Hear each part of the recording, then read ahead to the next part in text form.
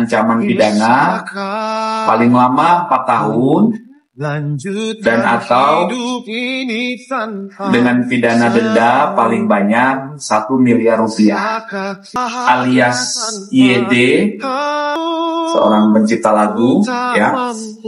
Kemudian terlapornya adalah saudari LK.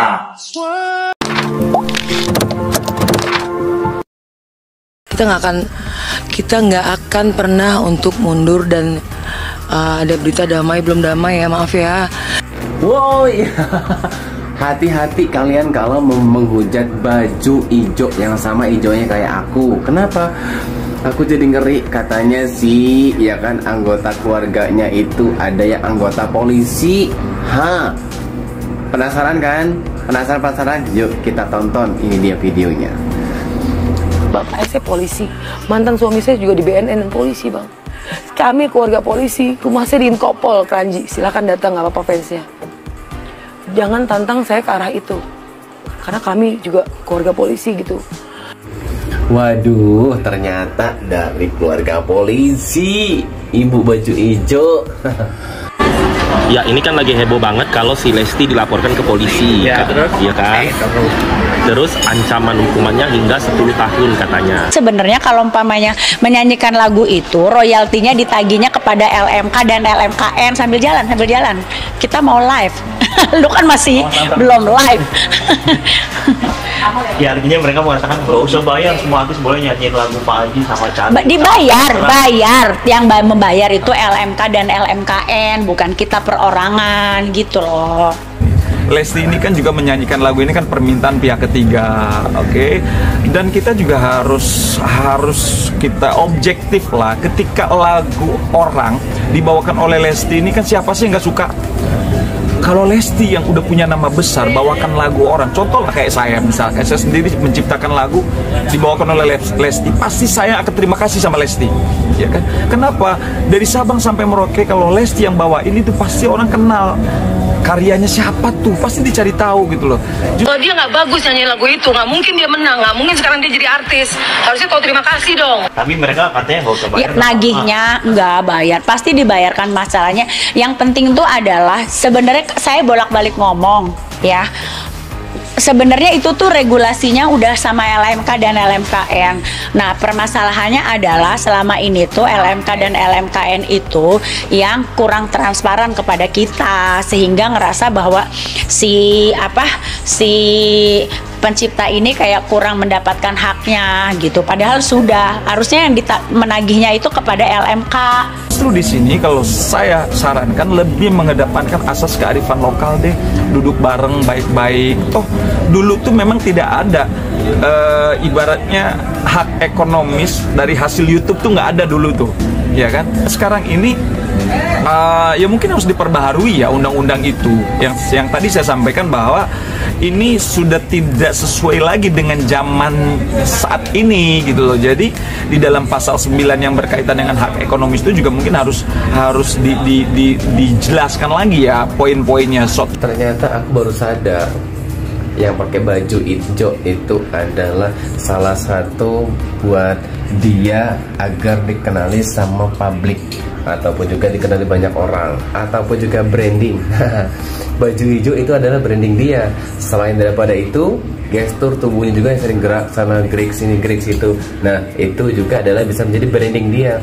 Jadi kan warga plus 62 mengenali ibu baju hijau. Yang pertama itu adalah karena bajunya hijau, marah-marah. Kemudian yang kedua, dia itu sering ya intinya gestur tubuhnya gini. Bagus lah Bu, Ibu buat brandingnya keren sampai membludak, oke? Kalau menurut aku pribadi nggak ada yang perlu Lesti klarifikasi ini ya, gitu. Dari saya juga udah punya lawyer. Ibu nggak mau nih kalau seandainya masalah-masalah kayak gini tuh kayak seakan-akan Lesti kayak mafia di musik gitu ya kan, nyanyiin lagu segala macam, kayak terlalu berlebihan lah semuanya itu. Kalau seandainya nanti lo di blacklist sama stasiun TV, berarti salah siapa? Salah diri lo. Bisa juga salah asistennya, karena asistennya berkoar-koar. Bang, sebelum agenda nanti tanya jawab itu ada ini nggak sih Bang, agenda mediasi nggak sih Bang kalau di perdata ini Bang? Sekali lagi saya katakan bahwa ini adalah pengadilan niaga tentang hak cipta, ya. Itu tidak ada mediasi, ya, beda dengan hukum acara perdata biasanya, ya. Namun kan tidak menutup kemungkinan kalau memang masing-masing pihak ada etikat baik dan kemudian mereka ingin berbicara, ya, di luar persidangan, dan kemudian ada kesepakatan, ada kesepemahaman yang tadinya belum terjadi, sekarang mungkin sudah terjadi, dan akhirnya mereka duduk bersama shake hand, boleh saja, tinggal nanti penggugat mencabut gugatannya, kan begitu.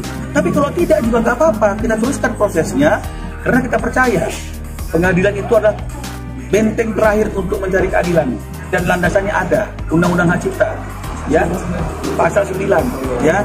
Nah, jadi kalaupun memang misalnya kita mau tarik sana tarik kemari, kita boleh berargumentasi apapun juga, tapi tanya hati nurani kita, apakah patut kita menggunakan hak karya cipta orang lain tanpa izin dan kita mendapatkan manfaat ekonomi? Jangan pungkiri, ada manfaatnya. Itu bukan punya kita. Kalau mechanical rights pada dasarnya pencipta itu punya hak buat melakukan apa aja. Oh gitu Bang. Iya. Mechanical rights itu berarti enggak dong, itu melekat. Misalnya gini, kalau lu mau nyanyi lagu Tanya Hati, lagu gua, kalau lu nggak minta izin gua dan lagu itu ada di Spotify, lagu itu ada di YouTube, oh itu bisa dituntut. Lu mau tuntut juga minta nyawa juga nggak apa-apa, istilahnya gitu loh. Kalau mechanical rights, tapi kalau performing rights itu sudah jelas undang-undangnya bilang yang harus bayar royalti itu penyelenggara. Iya, bukan artisnya. Bukan artis. Jadi kalau pencipta mau minta haknya kemana? Ke penyelenggara dong. Kalau kasus itu sepertinya mechanical. Dia sudah benar kalau mechanical berarti pencipta sudah benar. Ya makanya kalau ada kesalahan, kalau ada salah aiming kan berarti tinggal dibuktikan aja kan. Gitu, berarti yang dituntut harusnya jangan penyanyinya tapi yang mengunggah gitu. Tapi spiritnya sudah benar. Gitu. Tapi kalau performing rights, lagu itu dibawakan secara live dimanapun, itu yang harus dikejar itu penyelenggara, IO-nya dan LMK-nya. Kenapa bisa memberikan izin kalau izin itu belum ada? Kenapa acara itu bisa berlangsung gitu? Karena yang gini, billing itu otomatis muncul kalau sudah ada izin, billingnya muncul. Gitu. Kalau belum ada izin ya billingnya nggak muncul. Nanti siapa yang disalahin? Aksi dengan gampang, cari jalan pintas, minta ya penyanyi kan kaya.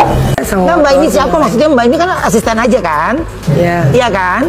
Terus sampai ngatain itu sampai semarah itu tuh sampai bener-bener berkobar-kobar loh. Itu viral, baju hijau itu viral banget loh. Mbak ini asistennya aja kan? Kok sampai berkobar-kobar gitu loh? Ruben Onsu jos. Suaranya bagus, nyanyinya bagus. Enggak kayak gitu ngomongnya. Enggak kayak gitu, ya.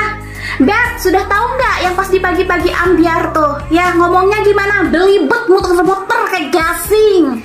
Ya, si mbak-mbak baju hijau itu, ya. Tapi si pas Ruben Onsu nih ya, Bang Ruben bilang, "Sudah, hadap ke sana." Mewakilkan suara hati deterjen, ya nggak sih? Bang Ruben jos. Definisi mempermalukan diri sendiri, ya dia, ya pelimpan ngomongnya, muter-muter kayak gasing ngomongnya, ya kan? Heran deh. Oh, Beb, gini. Ternyata ya si pencipta lagu siapa namanya? Itu pengen ketemu sama Lesti, ingin menanyakan dia itu konsernya di mana. Jadi dia itu ingin menelusuri ya. Berarti kesimpulannya dia itu pengen ketemu sama si Dedek Lesti. Gitu kesimpulannya. Cuman kan ini si mbak-mbak hijau ini ya, coba si mbak-mbak hijau nggak pakai ngotot, nggak pakai urat, ya deterjen juga nggak mungkin kayak begitu. Ya, siapa dulu yang mancing? Siapa dulu nih sebagai ya fan Leslar Indonesia ya nggak terima kalau nyanyi gara-gara dia bisa menang, gara-gara lagu itu bisa menang? Nggak ada kayak gitu, nggak bisa ya. Diboikot kan lagunya? Diboikot kan sekarang lagunya? Praktisi hukum Firman Chandra ikut menanggapi permasalahan penyanyi Lesti Kejora dan pencipta lagu yaitu Doni Dores. Doni Dores telah melaporkan Lesti Kejora ke polisi atas dugaan pelanggaran hak cipta. Pihak Doni Dores sendiri juga sudah menjalani pemeriksaan atas laporan tersebut. Menanggapi ramainya kasus tersebut, Firman Chandra bicara soal perdamaian. Firman Chandra meminta keduanya untuk melakukan mediasi. Terlebih di dalam proses hukum juga pasti memfasilitasi adanya restoratif justice. Indonesia menganut restoratif justice. Lakukan restoratif justice. Tidak perlu sampai ke upaya hukum yang lebih tinggi lagi yang namanya persidangan, ujar Firman. Meski kini proses hukum tengah berjalan, Firman menyebut masih ada celah untuk dilakukan perdamaian, sehingga kasus tersebut tidak perlu berlanjut ke persidangan hingga memakan waktu. Namun terlepas dari itu, Firman menghargai keputusan Doni Dores melaporkan Lesti ke polisi. Tentunya Doni Dores memiliki alasan tersendiri terhadap pelaporan tersebut. Kita tetap hormati orang yang membuat LP, artinya sudah melakukan sebuah upaya yang final. Mungkin, katakanlah, nelepon diabaikan, kirim surat untuk bertemu diabaikan, somasi mungkin diabaikan. Mungkin di situ pelapor akhirnya membuat laporan polisi, bebernya. Di sisi lain, pihak Doni Dores telah menjelaskan alasan laporkan Lesti secara pidana bukan perdata. Sang kuasa hukum, Ilham, menyampaikan bahwa Doni melaporkan perkara tersebut bukan karena ingin mempersoalkan masalah royalti. Namun, Doni Dores sejak awal hanya mempersoalkan masalah perizinan. Hal tersebut buntut Lesti membawakan lagu ciptaan Doni Dores tanpa izin. Bukan masalah royalti, ini masalah izin lisensi, jelas Ilham.